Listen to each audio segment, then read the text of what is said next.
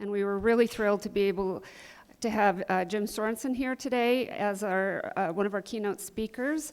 I won't read his entire, he has a very long bio, I won't read all of it, but most of you are probably aware of the Sorenson family, and he is the son of some entrepreneurs and philanthropists. I'm sure everyone knows James Lavoie Sorenson and Beverly Sorenson. They've had a huge impact in our community and philanthropy and business and education, just about everything that touches our community. Jim is, I want to make sure I get your title right here, Jim. Impact Investing Pioneer. We saw some of the results of his work in our previous presentation, and he's the founder of the Sorenson Impact Center and the Sorenson Impact Foundation. Yeah. Me and microphones, I'm so sorry. I'm just going to share the last part of his biography. He's going to talk a little bit about his own background. But he started and sold the Sorenson Communication Company a number of years ago and had a huge impact on the hearing impaired population with that product and with that company. He was inspired by this company's ability to not only make a positive impact on often understood populations, of course, of what we're talking about today, but also with effective business model and profit that ensured ongoing sustainability. And at Columbus, we are very much about sustainability and impact. He was intrigued about finding market solutions to meet the needs of the underserved communities. He's been doing it all over the world and in our own community. And since he established the Sorenson Impact Foundation, which invests in scalable, innovative social entrepreneurs, he's also founder of the Sorenson Impact Center at the University of Utah, the Think and Do Tank. I love that, focused on social impact and policy. So we're so very grateful to have Jim today, and I think he's almost done with his sandwich, so if you'd like to come up.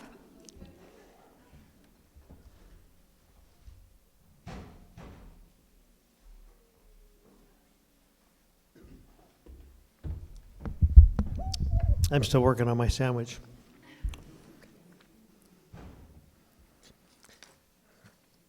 Well, it's a real honor to be here today. What a wonderful organization. And the problems that you're addressing, the goals that you have, I think are just really wonderful.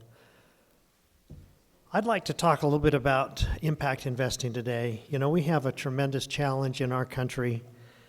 There are millions of poor and at-risk people for whom daily life is really a struggle. And this, of course, includes those with disabilities, those experiencing homelessness, addiction, poverty, and the many challenges that we all work with every day. The amount of U.S. public funding in the social sector is about $1.8 trillion. When you think about it, that's a lot of money. And of course, we want to help. We want to solve these problems. We want to address them. And that seems like a lot of money, yet clearly the problems that we face are immense. And even with the professional grant making of $60 billion, these are from philanthropies that have a real strategy behind their giving. These funds are but a drop in the bucket when you consider that it's been estimated that to attain the Sustainable Development Goals, it would take about $7 trillion in annual investment to address them. So even with philanthropy, even with social spending, we are really short of what is needed to be able to address the problems, and that really leads to what I'd like to talk about today. For as long as I can remember, society has relied on the same old model to address the most urgent problems that we face. You make money on the one hand, and you give it to charity on the other hand. The problem is that this model really lacks accountability, transparency, and really is not always very efficient in terms of solving problems, and we've just talked a little bit about that in the last session. Now, my background is kind of an example of that. Very traditional family. My father, a successful entrepreneur, and my mother had a tremendous empathy. She was always looking to help others and to give of herself and to serve. And this was the environment that I grew up in, and I really saw great value in the qualities that they both had. And from early on, I started in my own entrepreneurial businesses. Being taught and mentored by my father is a great example, and was fortunate to build successful companies. And it was really through that journey that I fell into impact investing without really even knowing about it. Of course, this brings me to Sorenson Communications, which was a great example of this, and just a little story about Sorenson Communications, and I think you know about the company. In early 2000s, we were really focused on a whole different market with this technology. We're focused in the mass market. We found it very difficult to penetrate that market in the midst of the dot-com bubble burst, and it was at that juncture that we looked at a very niche market. I had a brother-in-law that was deaf, John Hodson, in this community, and he had a difficult time finding a job. And we hired him to look for opportunities in the deaf market. And it was at this point in time that he brought really a new service that was being trialed. It was being tested, called video relay service. And you all know that that enables the deaf to communicate with the hearing through a remote sign language interpreter over the internet. And the important thing is in real time. And this was at a time when we had a solution that was much better than anything offered at the time, because we'd invested in it and we employed all of our efforts in this niche market, and the company really took off. We were competing against Hamilton, AT&T, Sprint, the largest telcos, but because we had a much better product, we were able to succeed, and in a matter of a relatively short period of time, reach tens of thousands, hundreds of thousands, and even millions in terms of this very underserved population. And it was at this point in time that I had kind of an aha moment, because there was really a tremendous social return. We had nearly 10,000 employees, or we've employed really a lot of employees, and the second largest employer of the deaf, and yet we were a very profitable company. So at this time, my aha moment was that you could really do something that could address a social problem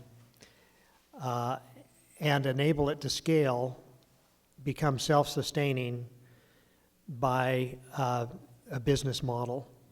In fact, you could do something, what I'd call doing well while doing something good. And this really led me on the path to impact investing. Now, impact investing, the term hadn't been coined at that time, and so I think it's important to kind of understand what I mean by impact investing. Impact investing is investing with the intent to generate both financial returns and at the same time purposeful, measurable, positive social or environmental impact. And for me, the key words there are intent and purposeful and measurable. And you'll see those as common themes in a lot of the things that we do at the Sorenson Impact Center.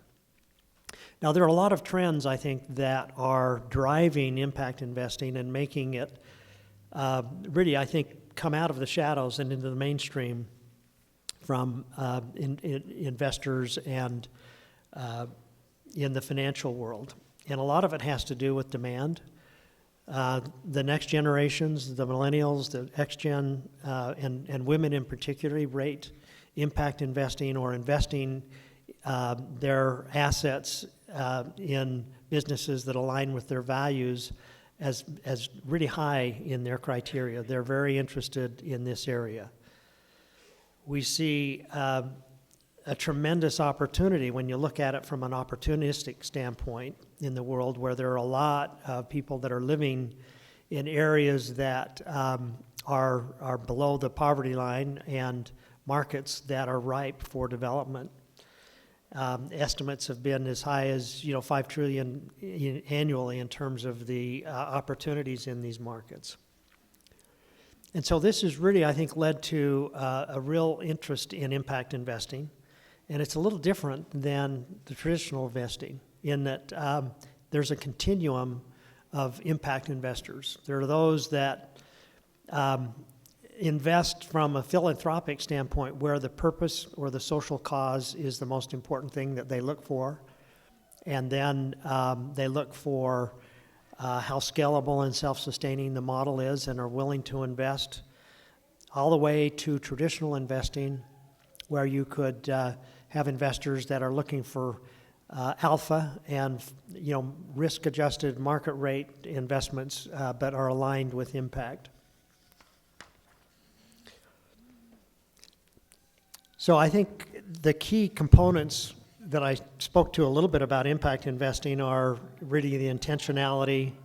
I think clearly an important factor in impact investing is measurement. And there's a lot going on in this space in terms of focusing on what the impact is and then how to measure it over time. And then, of course, the sustainability of the investments. At the Sorenson Impact Center, which I endowed in 2013, we work across the sectors with all players in the social field to be able to drive impact. Now that's investors, social enterprises, service providers, foundations, and governments in creating an ecosystem working to achieve social good. The center provides really a 360-degree perspective on social impact in the space. We use data science, we use innovative financial tools and thought leadership to push really the movement in the field. I think you've seen a little bit of an example of what the center's work is here on this very innovative autism project. Now, let me give you a little bit of a background behind this work. Several years ago, center leadership and I were involved in a local innovative project, the Utah Pre-K for Success initiative that focused on early childhood education. It was really the first pay for success transaction in early childhood education really in the world. The partnership served to scale a high-quality pre-K program that had previously demonstrated very positive results on low-income kids in Salt Lake County. And the program, I think, has been very successful, probably one of the more successful programs in the Pay for Success field in focusing on early childhood education to at-risk 3- and 4-year-olds to prevent the need for special education. And as a result of that, thousands of kids in this at-risk group have received the early childhood education that would not have been able to. This has been funded by investors, impact investors like me, that made the transaction early on, took the risk, and then as success was measured and outcomes were achieved and continue to be achieved, have been repaid with a modest return over time.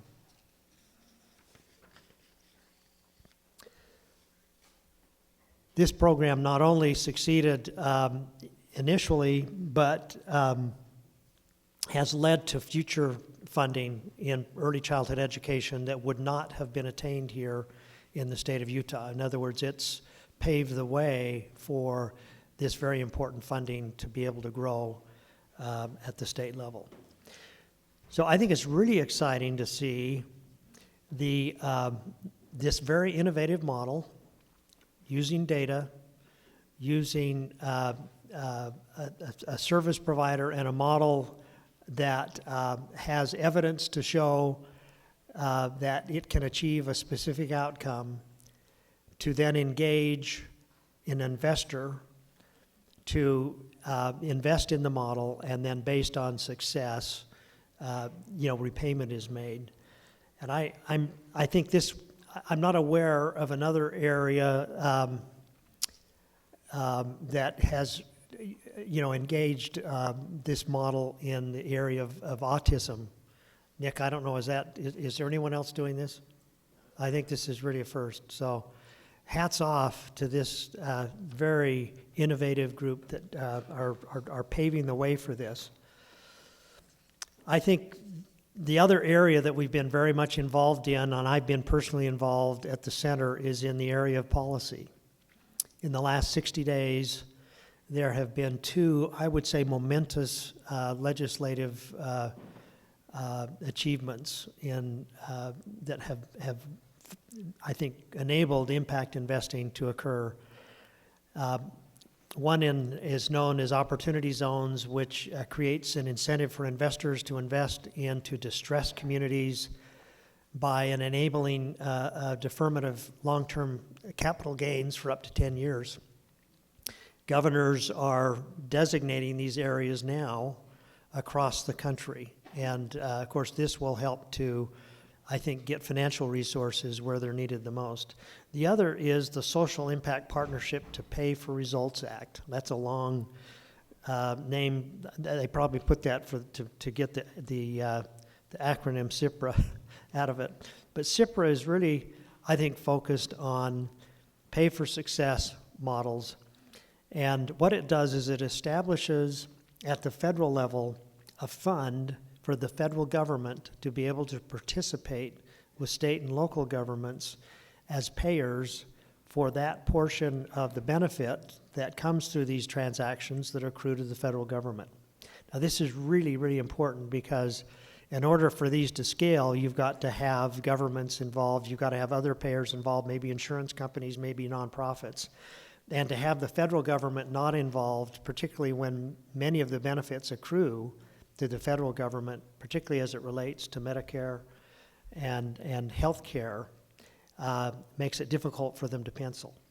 So this legislation took about 3 years, and recently was passed as part of the continuing resolution. So really, really big things. I was on Capitol Hill yesterday and the day before and met with the senators and key legislators on this in terms of moving forward on implementation.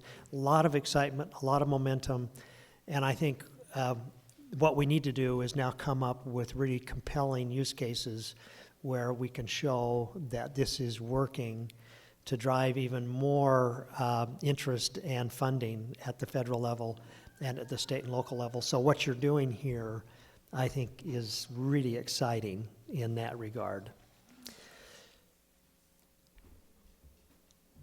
I want to end with really a video. We have a comms team at the center. In fact, why don't you stand, all those that are in the comms team here, because these are our people that really help in the field building.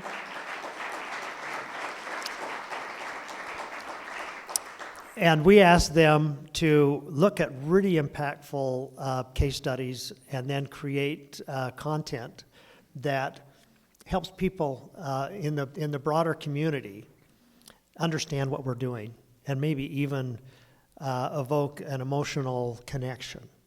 And I'd like to share one of the first piece that they did. This is now, we have a Forbes channel that they've asked us to provide content for that relates to impact investing. And this is about an entrepreneur, and entrepreneurs are key. You have entrepreneurs in this room that are blazing the trail on what you're doing. And this is about a very engaging social entrepreneur. His name is Chid Liberty, and his story, and I think hopefully it will be a source of inspiration and motivation to everybody in the room. And I'm going to, with that, just let you know that I've really appreciated being here today. And I think the best is yet to come in terms of the great things that we're doing. So if you want to spin that up.